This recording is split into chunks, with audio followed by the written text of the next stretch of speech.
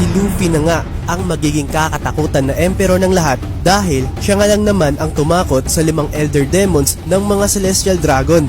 Magsisimula ang chapter 1110 kung saan may makikita tayong mga itim na kidlat mula sa kalangitan at bumagsak ang mga to sa Egghead Island.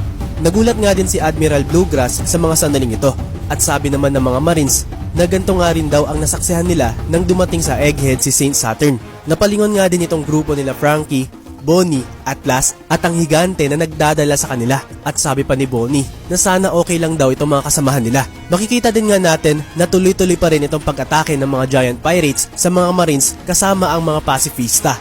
Then mapupunta naman ang eksena sa may Pangea Castle. At makikita nga nating wala na dito sa Room of Authority ang 4 na Gorosei. Pero may magic circle sa sahig na kagaya sa nakita natin mula kay Saturn.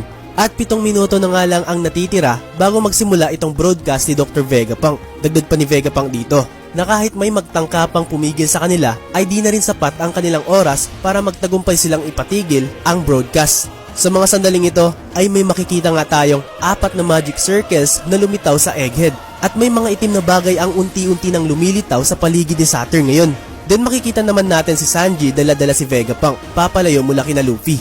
At sabi pa niya na kailangan daw niyang ipaalam itong mga nangyayari kina Nami at ng iba pa. Then mababalik naman ang eksena kina Luffy. At gulat na gulat nga dito si Luffy at sigaw niyang 5 na nga itong halimaw na kaharap niya ngayon. At ni-reveal na nga dito ang mga kapangyarihan nitong 5 elders. Si Saint J. Garcia Saturn ang Gyuki na isang demon spider. Si Saint Marcos naman ang Itsumade, isang demon bird.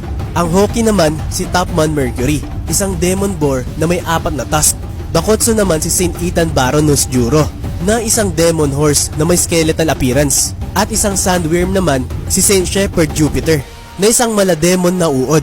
At sa susunod na panel nga ay makikita na natin ang mga Beast Awakened forms ng Supreme Overseers ng World Government, ang 5 Elder Planets.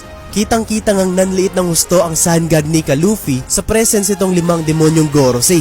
At imagine mga ropa, ganito nga din ang nasaksihan ni Sabo nang tinangka niyang iligtas si Cobra at nabanggit pa nga niyang mala impyerno nga daw yung nasaksihan niya.